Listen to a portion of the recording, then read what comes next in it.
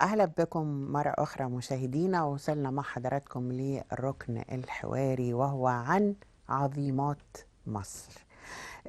عظيمات مصر كما أطلق عليهن رئيس عبد الفتاح السيسي، وإنجازات رائعة في كل المجالات، إلى جانب طبعا تاريخها القديم والحديث من بطولات وإنجازات كثيرة. لكن يمكن خلال العشر سنوات الأخيرة أصبح هناك تمكين أكثر للمرأة المصرية في كل المجالات.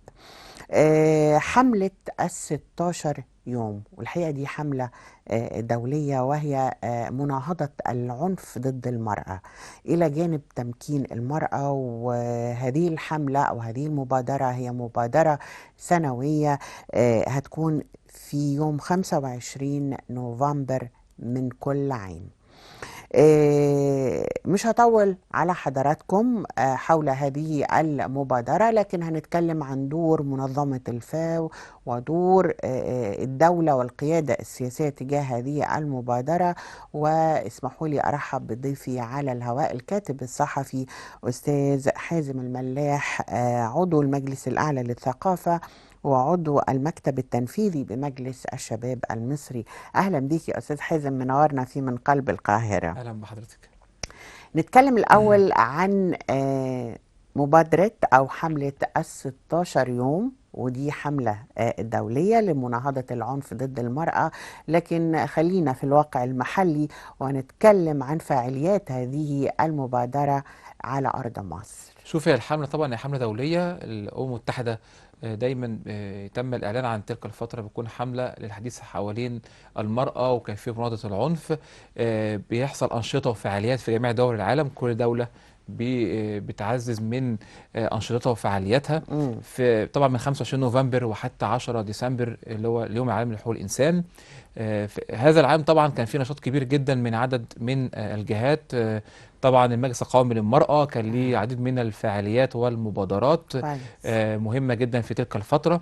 مم. كمان الجامعات الأهلية واللي بيشتغلوا على المرأة كان ليهم العديد من الفعاليات. تم تنظيم عدد من الندوات مم. والفعاليات كان هدفها ان يكون في نشر الوعي فيما يخص قضايا المرأة بشكل عام، مم. وكمان ازاي نقدر نقلل العنف اللي حاصل تجاه المرأة. مم. طبعا احنا لو تابعنا في خلال الشهور الأخيرة لقينا في بعض حوادث قتل حصلت للفتيات للأسف. وللأسف. وطبعا نيرة أشرف وبسنت وكان عدد من مم. الفتيات. مم. وده معناه ان احنا محتاجين فعلا كلنا مم. مسؤولين اللي احنا ازاي نقلل العنف تجاه المرأة. مم. يكون في وعي، لان نتيجة حتى كمان زي قبل ما كنا بنتكلم على الهواء ان كمان في اللي بقينا نستباح فكرة العنف اللي احنا موجة كمان من العنف الحقيقة. السائدة في المجتمع، واحنا كمان بقينا غريبة. نتقبله وان شايفين ان هو حاجة عادية مم. وبنسمع ده كل يوم، وكأن مم. الخبر بيعدي في وسائل اعلام عادي، واحنا كمان بيتناقش كأنه حاجة من السخرية. مم. في الحقيقة لا، هو الامر محتاج مننا اللي احنا لازم نعيد التفكير مرة اخرى. مم. لازم نشوف ايه نعمل اللي ايه دراسات ونعمل الدراسات طبعا. استفتاءات واستطلاع رأي وبحث لهذه الحالات. مش بنقول انها ظاهرة عنف، لكن هي حالات فردية، بس حالات فردية خطيرة جدا. صحيح. جرائم جديدة وغريبة على المجتمع المصري. طبعا. نعرف أسبابها إيه وعلاجها إيه، ومين نوعية الشخصيات اللي بتقوم بهذه الجرائم وخلفياتها. يعني محتاجين فعلا دراسات اجتماعية ونفسية كتيرة جدا أستاذ صحيح. حازم. هو الشاهد كمان في قتل الفتيات ان في عنف يمارس ضد النساء، سواء من الزوج مم. او من الاب او من الاخ. اه. وبالتالي احنا محتاجين كمان يبقى في توعية بشكل مستمر، مم. ودايما نأكد على ان الولد والبنت او الزوج والزوجة شركاء، مم. لا تنافس، هو في تكامل. اللي حتى كمان ان الزوج ليه دور بيقوم بيه والزوجة لها دور بتقوم هل بيه. في مجتمعات أو بيئات معينة بينتشر فيها ظاهرة العنف ضد المرأة؟ احنا مش عايزين نقول ان هو كل العنف عنف بدني، لا، في عنف نفسي وعنف مجتمعي ولفظ وعنف كمان. تعليمي ولفظي. لفظ يا يعني هل بيئات معينة ما زالت بتمارس هذا العنف في مصر؟ بص عليك، يعني لو جينا مثلا في صعيد مصر هنشوف ان مثلا منع إن المرأة من حصولها على الميراث، اه. ده برضو نوع من انواع العنف، ده طبعا. منتشر بكثرة في صعيد حق مصر. من حقوقها المكتسبة. للأسف. اه. دي مشكلة موجودة في الصعيد. مم. وحتى رغم ان بقى في قانون مم. وبيغلظ العقوبة مم. اللي بيمنع يدي الميراث، تمام. لكن برضو لسه المشكله مستمره فيما يخص الميراث. مم. مم. كمان لو شفنا كمان الحالات اللي حصلت، هنلاقي اغلبها من عدد مش موجود في القاهره بس، لا يعني في في محافظات محافظات، في أخرى. الدقهليه موجوده، في المنوفيه. مم. فده مهم جدا ان احنا يكون في رؤيه مختلفه، اللي احنا ازاي كلنا مسؤولين. طبعا الاعلام عليه دور أكيد. مهم جدا، ان مم. نشر رسائل توعويه، ما يبقاش اي خلاف ما بين شخص واخر فيكون النتيجة اللي احنا بنشوفها ممارسة العنف. مم. كمان في مناهج التعليم مهم جدا ان يكون دايما في بس رسائل في مناهج التعليمية، أيوه. يعني في المرحلة الابتدائية، في المرحلة الإعدادية، مم. ان لازم يبقى وانا صغير آه. يبقى عارف ان هو في اخته اللي موجودة احترام في احترام وتبادل، وتقييم في وتقدير تسامح. للمرأة، للأخت، للأم، للزوجة. طب نتكلم نقول دعم المرأة الريفية، والمرأة الريفية الحقيقة ليها دور مهم جدا في الأمن الغذائي والأمن المائي وأمن الأسرة الريفية والمجتمع الريفي بشكل عام. هل هي محتاجة مزيد من الدعم؟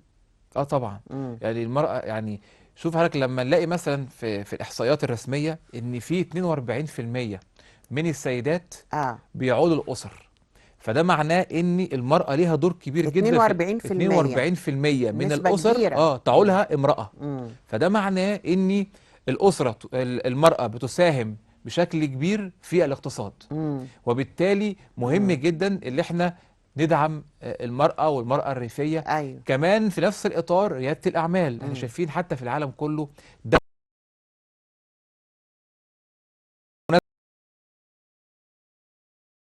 بالمناسبة في كتير نماذج يعني من السيدات ناجحات في المجتمع، مم. عاملين مشروعات ناجحة. ايوه. فاحنا برضو محتاجين نعزز فكرة ريادة الأعمال، نقدم بقى قصص فرص نجاح نجاح، ومهم لهذه النماذج من المرأة. ويطلعوا مم. يتكلموا مم. عشان يبقوا كمان قدوة لغيرهم. تجربة حية. تجربة حية كمان، مم. وأنا بشكل شخصي أعرف بعضهم مم. يعني ناجحات جدا في المجتمع وعاملين مبادرات عظيمة. مهم جدا إن احنا دايما نبرز النماذج الناجحة، ده لأن مهم. للأسف في بعض وسائل الإعلام سواء السينما أو الدراما بيظهروا مم. المرأة في بعض القوالب النمطية. مم. يعني لو شفنا مثلا على سبيل المثال في الاعلانات، مم. فدايما يجيب بنت بشكل معين موديل مم. علشان تقدر تعمل تجذب. ترويج اه. للمنتج. اه. تمام. نيجي في الافلام او مم. في المسلسلات، مم. بنلاقي برضو المرأة محصورة في بعض الادوار. الأدوار طبعا في الحقيقة لا، في ادوار كبيرة أكبر اكبر من وأعظم. اعظم بتقوم بها اه. المرأة المصرية. أيوه. واحنا بالمناسبة حوالينا بنشوف دوت في المجتمع، بنلاقي فعلا. امرأة بتشتغل وعندها اولاد وفي التعليم وبتصرف عليهم وناجحين، وده بنشوف نماذج كتير حوالينا. حقيقي. فليه بنصدر الصورة السلبية، او ليه مم. بنصدر صور للمرأة غير حقيقية؟ احنا تمام. محتاجين نصدر دوت.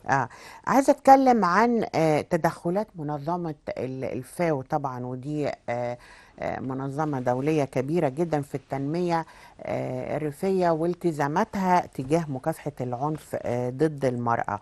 جهود منظمة الفاو على المستوى الإقليمي والقطري بشكل عام. طبعا الفاو هي منظمة متخصصة آه. خاصة بالأغذية والزراعة، أيوه. دورها طبعا كبير جدا. مم. وبالمناسبة هي مكتبها الإقليمي في القاهرة، كويس يعني جدا. موجودة في آه. القاهرة. في عدد من المشروعات بيتم دعمها بالتعاون مع الحكومة ووزارة الزراعة. في كتير من السيدات مستفيدات من هذه البرامج، مشروعات تمكين اقتصادي، بعض المشروعات المرأة الريفية في بعض المحافظات. فده دور مهم جدا، وكمان بيعزز من فرص المرأة في الصعيد، مم. لأن المرأة محتاجة أن يكون في خدمات بشكل كبير ليها. كمان فكرة التمويل كمان، مم. يعني منظمة الفاو عندها ما يسمح من العديد من البرامج ان هي تساهم في تمويل بعض يعني هي المشروعات الزراعية. بالفعل هي بتساهم في التنمية الريفية ودعم المرأة الريفية من خلال تمويل بعض المشروعات تمويل الخاصة بيها على أرض مصر. صحيح، في مشروعات، مم. وكمان جامعات أهلية كمان مم. بتشتغل، الجامعات الزراعية مم. بتشتغل برضو بالتعاون مع الفاو، وبتقدم قروض ميسرة، بعض الخدمات اللوجستية للمرأة في عدد من محافظات الصعيد. هل دورها قاصر على محافظات معينة، دعم المرأة الريفية في محافظات معينة، ولا ده متاح لممارسة أو دعم الفاو للمرأة الريفية في كل المحافظات؟ شوفي اللي انا متابعه من خلال المنظمه، مم. هو عندهم اهتمام كبير قوي بمحافظات الصعيد، اه. اسيوط، بني سويف، اسوان، عدد مم. المحافظات، وكمان في وجه بحري في بعض المحافظات الدلتا في مم. برضه اهتمام بشكل كبير. مهم جدا ان احنا نعزز، لان طبعا حضرتك عارفه ان في خلال السنين اللي فاتت، الثلاث سنين اللي فاتوا كنا بنواجه وباء وازمه كورونا. أيوة فكان فعلا. مهم جدا يكون في تدخلات عشان نقدر كمان نحمي المراه، لان كمان برضه كانت هي اكثر عرضه طبعا. لفيروس كورونا على اه. اعتبارها كانت بتنزل وتتحرك. فده برضو كان مهم مم. ان ازاي يتم دعمها ببعض البرامج. كمان فكره العماله غير منتظمه، أيوة. لان بالمناسبه عدد كبير من الشغالين في قطاع الزراعه او القطاع الريفي عندهم مشكله ان العماله مش مستمره. مم. فكان مهم جدا برضو ان يكون في بالتوازي حماية مبادرات حمايه ليهم. ليهم في اه. الاستمراريه. تمام. طبعا في جهات بتدعم المرأة بشكل كبير زي وزارة التضامن والمجلس القومي للمرأة، وبيقدموا لها دعم من خلال تدريبات، من خلال ندوات، من خلال تمويل اقتصادي ليها وريادة الأعمال، طبعا بهدف إن هي مم. تكون شخصية استقلالية، لها استقلالية اقتصادية، دخل ثابت، وجعلها مسؤولة أو صانعة قرار. وده أكيد لما بتكون المرأة عندها استقلالية وصانعة قرار بيبقى عندها القدرة أيضا على مواجهة العنف. أهمية صحيح. البرامج دي إيه؟ طبعا يعني عدد من الجهات بتشتغل على دعم المرأة. آه. في جزء طبعا تمكين سياسي، واحنا مم. عايزين نقول ان في طفرة كبيرة جدا في جدا. ملف التمكين ده السياسي. احنا حقيقي. شايفين يعني في الحقيقة مم. من 2014 حتى الآن شايفين تمكين المرأة سياسيا. عندنا عدد كبير جدا من السيدات موجودة في البرلمان، نسبة مم. كبيرة جدا، نسبة غير مم. مسبوقة، عندنا سيدات كتيرة جدا موجودة. مم. كمان قرار مهم جدا لأول مرة تبقى القاضية، المرأة قاضية، أيوه. 98 قاضية موجودة في طبعا. مجلس الدولة. مم. طبعا دي خطوة يعني عظيمة، لأول مرة بنشوف المرأة قاضية. إن شاء الله الفترة الجاية بقى ننتظر كمان الخطوة الأكبر، إن المرأة تبقى موجودة قاضية في الاستئناف وفي إن الجنايات. شاء ودي إن الله. شاء الله بقى ده التطور الطبيعي بدأنا بيه مجلس الدولة، وإن شاء الله في الاستئناف تبقى المرأة إن بشكل شاء الله أكبر تواجد أكثر. اكثر. مم. عندنا برضو عدد من السيدات في الحكومه، فدي برضو نسبه كويسه. مم. فعلى الصعيد السياسي في طبعا يعني تمكين حاصل. نيجي بقى على الجزء الاقتصادي، طبعا في برامج كتيره جدا من خلال المجلس القومي للمراه ودعمها في دعم المراه في رياده الاعمال. مم. عندنا كمان جهاز تنميه المشروعات الصغيره والمتوسطه بيقدم برضو عدد من المشروعات. عندنا كمان الجامعات الاهليه والمجتمع المدني، واحنا مم. كمان هذا العام هو عام المجتمع المدني. أيوه ففي طبعا. دور كبير جدا للمجتمع المدني. عندنا جمعيات كتير بتشتغل على تدريب السيدات، وكمان دعم القانوني. المجلس القومي لو بيقدم برضو الدعم القانوني للسيدات اللي تعرضن للعنف والتحرش، بيقدروا ان هم من هل خلال فريق هل قانوني. هل كل هذا الدعم طبعا وجهود تمكين المرأة في مختلف محافظات جمهورية مصر العربية ده بيساعدها لمواجهة العنف اللي ممكن يكون ضدها، وخصوصا القوانين اللي أصدرها رئيس الجمهورية لحمايتها من العنف؟ عايزين نعرف أهم هذه القوانين إيه؟ شوفي، هو في طبعا حصل يعني خلال الفتره الماضيه عدد من التعديلات وتشريعات، منها مثلا قانون التحرش وتجريز العقوبه، ودي كانت من احد آه. اهم القوانين الهامه. مم. كمان خاص بالميراث برضه كان قانون مهم جدا وتم التعديل فيه. لكن احنا ينقصنا بقى مم. اللي احنا يبقى في قانون موحد لمواجهة العنف. وده مطالبات خلال الفترة الماضية مم. في جامعات الأهلية والمجتمع المدني، بدأوا يشتغلوا على ازاي يبقى في قانون موحد لمواجهة العنف. قانون موحد مم. للعنف بجميع أشكاله، مش قانون موجه بجميع للمرأة أشكاله فقط وأنواعه. وأنواعه المستفيد منه يكون المرأة قانون والرجل. موحد. اه، أيوه. وبالفعل القانون دوت اشتغل عليه حوالي 10 جامعات أهلية، والنائبة نشوى الدين في مجلس النواب تولت هذا القانون، وهو مم. حاليا موجود داخل مجلس النواب، وقع عليه 60 نائب.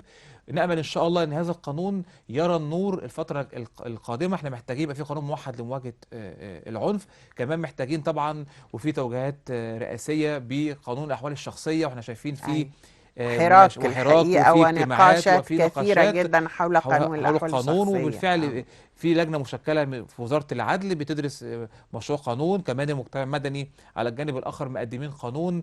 ودي خطوة مهمة جدا، اللي يكون في دايما كل فترة يبقى فيه مناقشة للقوانين، وازاي نشوف القوانين تطلع بشكل معبر عن الناس.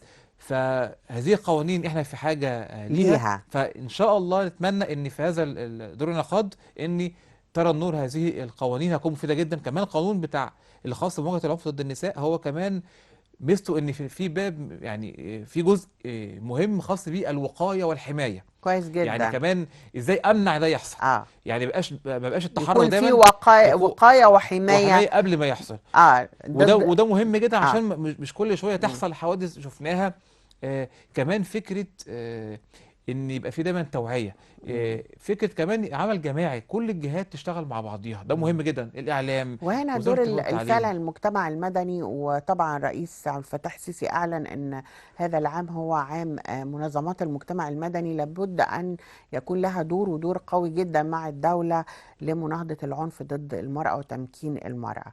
يمكن احنا اتكلمنا عن القوانين، وبنقول الدولة في صدد إصدار العديد من القوانين الحقيقة لدعم المرأة أكتر ومناهضة العنف ضدها. لكن التوعية بقى الميدانية يا أستاذ حازم، زي حملات طرق الأبواب، مهم جدا إن أنت مش تصدر قوانين، لكن تغير تنفيذ. العادات والتقاليد كمان، والرؤية التقليدية المتحجرة تجاه المرأة.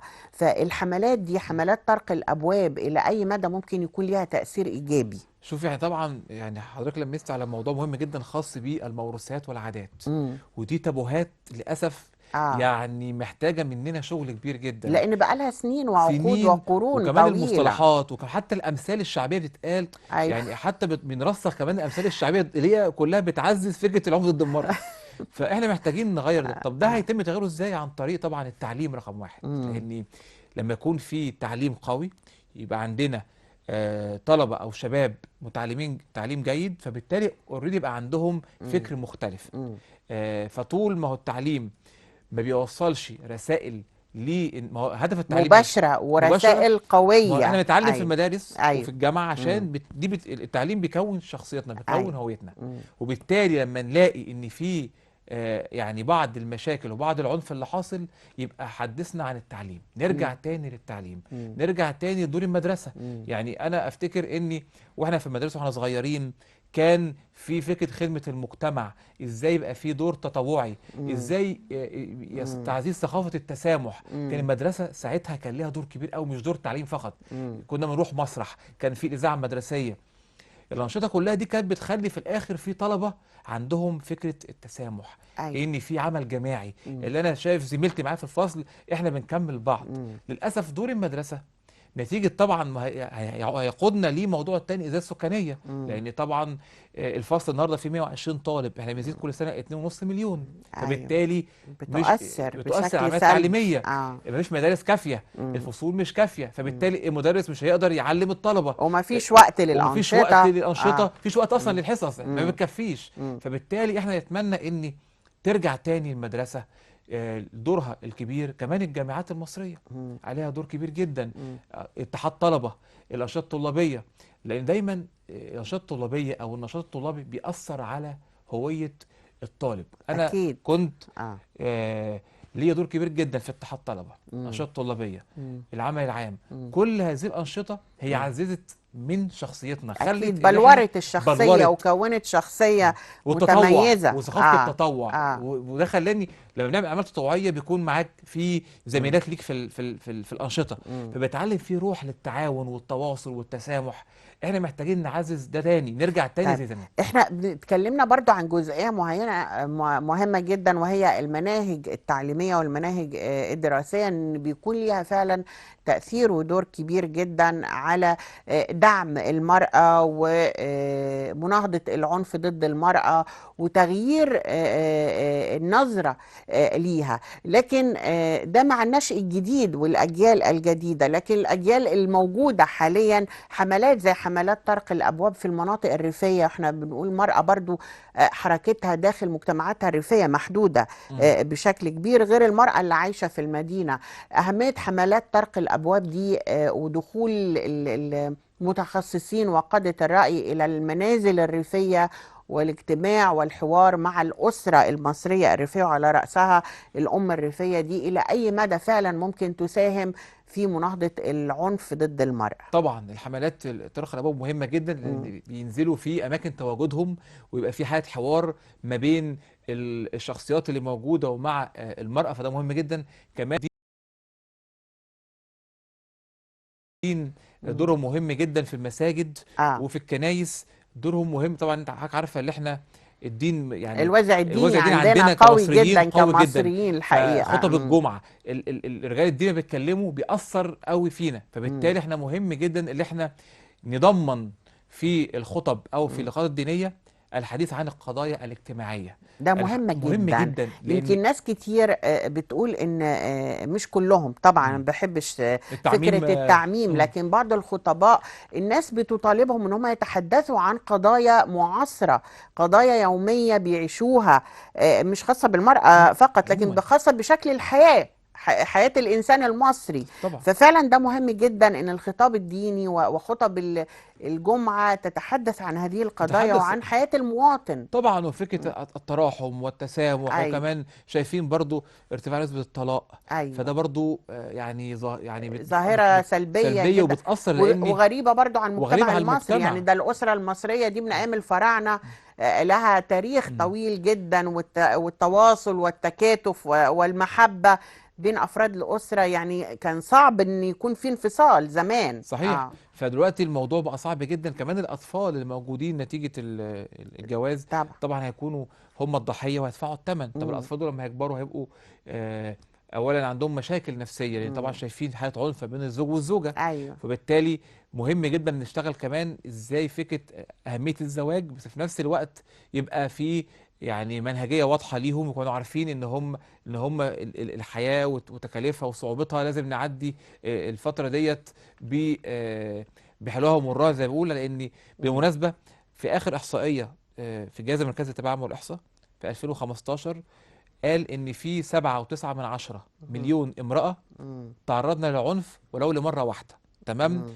وان في حوالي مليون سيدة مم. بتترك منزلها مم. نتيجة العنف. أيوه. مليون سيدة. دي إحصائية صادرة الجهاز المركزي عن للتباعد الجهاز آه المركزي للتباعد والاحصاء آه. في 2015 مم. 7.9 أيوه. مليون. أيوه. فده معناه اللي احنا محتاج، وده بالمناسبة وهذه التكلفة الاقتصادية للعنف، لان طبعا. دايما ما هو مم. العنف ده ليه تكلفة. مم. يعني برضو الجهاز المركزي للتباعد والاحصاء قال ان مم. 1.7 مليار جنيه اه. بيتم دفعهم نتيجة العنف الحاصل ضد المرأة. مم. وبالتالي احنا لو قدرنا نقلل العنف سيتم تخصيص هذه الأموال لمشروعات قومية محتاجاها الدولة. اكيد اكيد. والمرأة يعني نقول عنصر هام جدا وعنصر مؤسس لهذه الحياة، ولابد فعلا من تفعيل دورها بشكل أكبر وتمكينها بشكل أكبر ومناهضة العنف ضدها. وأتمنى أن هذه الحملات أو حملة 16 يوم، هذه الحملة السنوية، ونقول على مدار العام، مش حملة 16 يوم فقط، يكون هناك مناهضة للعنف ضد المرأة وتمكينها اقتصاديا، لأن نجاح المرأة هو نجاح للأسرة المصرية ونجاح لمستقبل مصر بشكل عام. في ختام لقائي بشكر ضيفنا على الهواء الكاتب الصحفي أستاذ حازم الملاح، عضو المجلس الأعلى للثقافة وعضو المكتب التنفيذي من مجلس الشباب المصري. نورتنا فيه من قلب القاهرة يا أستاذ حازم. شكرا لحضرتك. وبشكر كل السادة المشاهدين على حسن المتابعة. وفي النهاية بأرسل لحضراتكم تحيات أسرة البرنامج، أسرة الإخراج أحمد صديق، منى فودة، نهى مجدي، وهند سلام، وأسرة التحرير سماح الصادق ورانيا فهمي، ومدير التصوير محمد الدرولي. وبشكر كل زملائي في استوديو 7 على الهواء. ولكم مني دائما وأبدا أرق تحياتي عبير محمود، ونلتقي السبت القادم مع أسرة يوم السبت من قلب القاهرة. في أمان الله.